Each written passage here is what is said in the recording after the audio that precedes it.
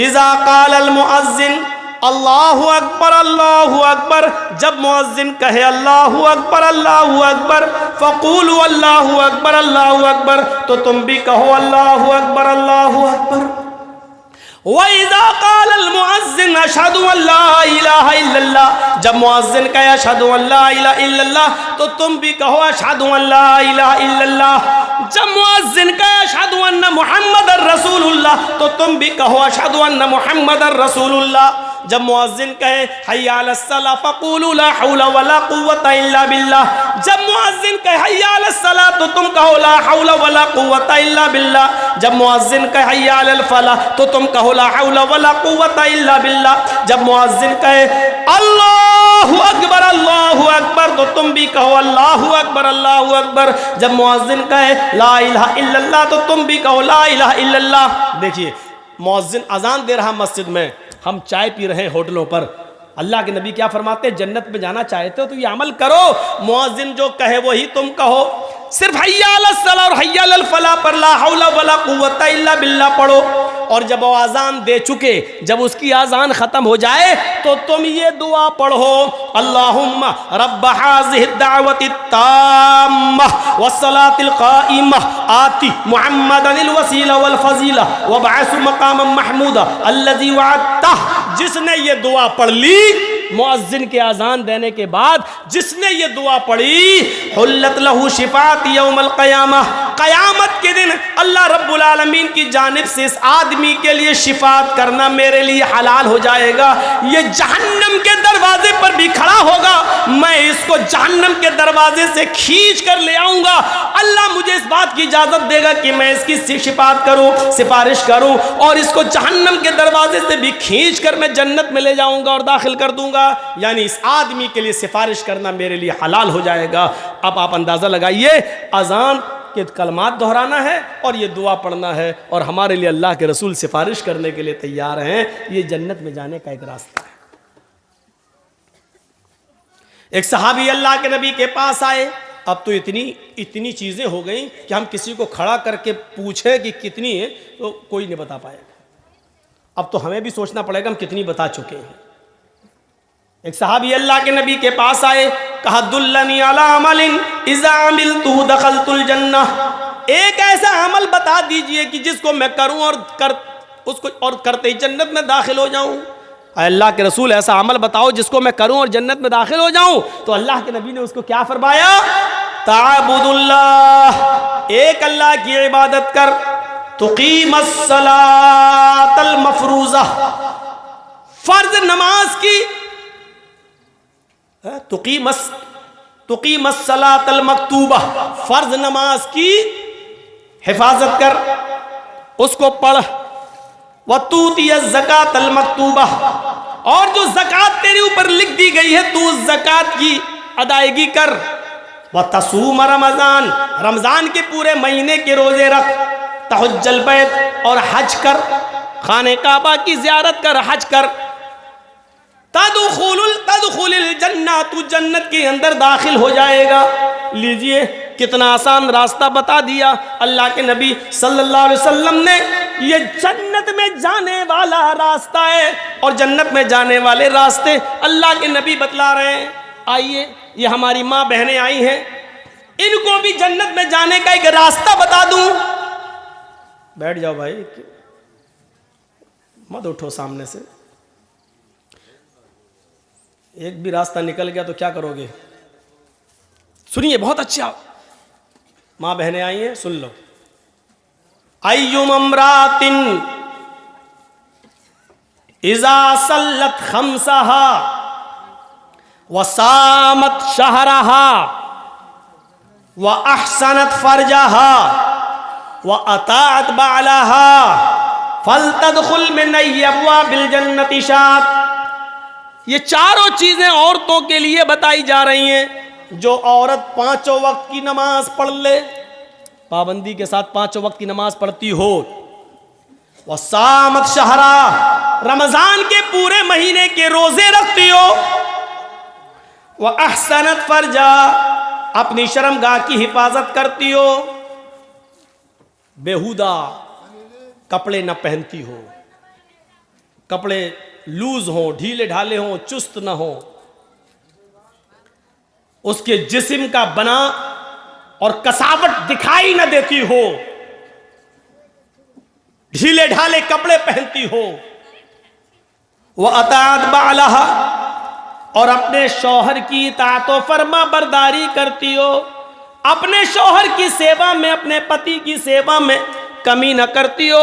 फल तदखुल मिन अय्यबवाबिल जन्नति शात, जन्नत की जिस दरवाजे से ये दाखिल होना चाहे हो जाए, इसको जन्नत का कोई फरिश्ता किसी भी दरवाजे पर खड़ा हो उसको जन्नत में जाने से नहीं रोक सकता। इस औरत के लिए जन्नत के सारे दरवाजे खुले हुए हैं, जिस दरवाजे से दाखिल होना चाहे चली जाए, इसके लिए जन्नत के सारे दरवाजे खुले हुए हैं। अय्युम अम्रातिन मातत व ज़ौजुहा राजिन, अगर किसी औरत का इंतकाल हो जाए, अगर कोई औरत मर जाए लेकिन मरते वक्त वह ज़ौजुहा राजिन, उसका शौहर उससे राजी हो, उसका पति उससे राजी हो,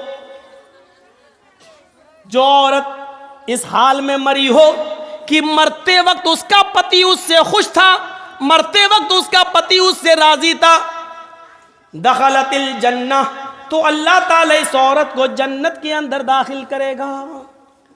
इससे पता चलता है कि जिस औरत की मृत्यु हो गई, जिस औरत की मौत हुई और उसका पति उससे राजी नहीं था, तो वो चाहे कितनी नमाजी रही हो, चाहे कितनी रोजेदार रही हो, चाहे कितनी तहज्जुदें पढ़ती रही हो, लेकिन मरते वक्त अगर उसका पति उससे राजी नहीं था, तो ये औरत इतनी नमाजें पढ़ने के बाद, रोजे रखने के बाद और तहज्जुद पढ़ने के बाद भी जन्नत में नहीं जा सकेगी। औरतों की नमाज और रोजा और हज और ज़कात ये डिपेंड करता है शौहर की मर्जी पर, शौहर की खुशी पर, उसके पति की मर्जी पर, पति की खुशी पर। अगर शौहर राजी तो औरत जन्नती, मरते वक्त अगर शौहर नाराज तो औरत जहन्नमी, नहीं जा सकती जन्नत के अंदर। इन चीजों पर हमें गौर करना है। आए अल्लाह के नबी सल्लल्लाहु अलैहि वसल्लम हमें जन्नत में जाने का रास्ता बताओ, हम जन्नत में जाना चाहते हैं, हम क्या करें? फरमाया अफ़शुस सलाम, उड़ते बैठते चलते फिरते मोहल्ले में, गांव में, शहर में जो मिलता है, जानता हो या ना जानता हो, जानने वाले और अनजान हर आदमी से सलाम करते हुए जाओ, सलाम फैलाओ। सुनो जन्नत में जाने का अमल, अफ़शुस सलाम, सलाम फैलाओ। जा रहे हैं, आदमी है तो मुसलमान, है तो गांव का ही, लेकिन हम जानते नहीं कौन है, फिर भी उसको कहो सलाम वालेकुम। जानते हो उसको भी और ना जानते हो उसको भी, चाहे उससे तुम्हारा तारुफ हो या ना हो, लेकिन अगर तुम्हें इल्म है कि ये मुसलमान है तो उससे सलाम किया जाएगा। किसी काफिर को अस्सलाम वालेकुम नहीं कह सकते हो, किसी गैर मुस्लिम को अस्सलाम वालेकुम नहीं कह सकते हो। आधा वर्ष, हाँ ठीक है, हाँ ठीक ठीक ठीक, बहुत अच्छा, ठीक कैसे, ठीक है, हाँ भैया कैसे हो, ठीक है, आदाब आदाब आदाब, ये सब सही है, चलेगा, लेकिन अस्सलाम वालेकुम नहीं, क्योंकि काफिर दुआ का मुस्तहिक नहीं। तुम पर अल्लाह की सलामती हो, ये दुआ किसी काफिर को नहीं दी जा सकती। अब सलाम को आम करो, चाहे जानते हो या ना जानते हो, लेकिन होना चाहिए वो मोमिन मुसलमान। अस्सलामु अलैकुम, जरजीत साहब बहुत पहुंचे हुए मौलाना है, इंडिया नहीं वर्ल्ड में उनका नाम है, हम क्यों सलाम करें? ये आने वाला आदमी हम ही से सलाम करेगा। इस चीज को छोड़ो। अल्लाह तबारक व तआला, अल्लाह के नबी ने तकब्बुर को मिटा दिया, जानने अनजाने वाले सबको तुम सलाम करो। हाँ इतना जरूर है, छोटा बड़े को सलाम करे, छोटा युसल्लिमु सगीर अलल कबीर, छोटा बड़े से सलाम करे। अब छोटे आदमी को अकल नहीं है, नहीं बड़ा सलाम करा तो बड़ा भी सलाम कर सकता है। अल्लाह के रसूल तो बच्चों से भी सलाम करते थे।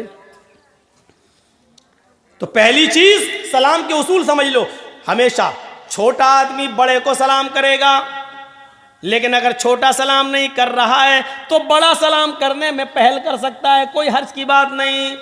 छोटा बड़े को सलाम करेगा, पैदल चलने वाला, और एक आदमी वहां से मोटरसाइकिल से या साइकिल से आ रहा है तो अर्राकिब युसल्लिम अलल माशी, तो जो सवारी पर आ रहा है, सवारी पर चलने वाला पैदल चलने वाले से सलाम करेगा। अदब देखिए, घमंड तोड़ा अल्लाह तबारक अल्लाह के रसूल ने। पैदल चलने वाले को मामूली मत समझो, तुम सवारी पे आ रहे हो, तुम सलाम करो पैदल चलने वाले से। बड़ी गाड़ी वाला छोटी गाड़ी वाले से सलाम करेगा। हम जर्जी साहब यहां बाइक से जा रहे हैं और उधर कोई फोर व्हीलर से आ रहा है तो फोर व्हीलर वाला सलाम करेगा मोटरसाइकिल पर चलने वाले को। छोटा बड़े को सलाम करेगा, सवार पैदल को सलाम करेगा। हाँ, अगर जानते हो कि इस आदमी से सलाम की उम्मीद नहीं है तो पैदल चलने वाला भी सवार आदमी से सलाम कर ले। अगर जानता है बड़ा आदमी है तो सलाम करेगा नहीं, चलो हम ही सलाम कर लें, ऐसी सूरत में कर लो, कोई दिक्कत की बात नहीं है। लेकिन उसूल और ज़ाब्ता यही है कि छोटा बड़े को सलाम करे, सवार पैदल को सलाम करे। फरमाया अफ़शुस सलाम, सलाम को आम करो, वातिमुत्ताम, हर भूखे को खाना खिलाओ, चाहे वो तुम्हारे दरवाजे पर मांगने आया हो, या कुछ लोग ऐसे हैं जो भूखे हैं लेकिन शर्म की वजह से तुमसे मांग नहीं पा रहे हैं। उनका पता लगाओ कि वो कौन है, उनको ढूंढो और पता लगाओ इन्होंने खाना खाया या नहीं, उनको अपने घर पे लाओ। तो शर्म लग रही है, आपको मालूम है कि वो लोग बड़े खुददार हैं, मांगेंगे नहीं लेकिन भूखे हैं, तो अपने घर से खाना ले जाकर उनके घर ले जाकर पहुंचाओ। अतिमुत्ताम, भूखों को खाना खिलाओ। वसलुल अरहाम, रिश्तेदारियों को जोड़ो। आपको मालूम है ये मेरी खाला है, ये भांजा है, भांजा खाला से नाराज है, ये दोनों सगी बहनें आपस में नाराज हैं, ये फला गली का लड़का या फला हमारी गली के लड़के से नाराज है। ये रिश्तेदारियों में फर्क है। वसलुल अरहाम, तो तुम रिश्तेदारियों को जोड़ो।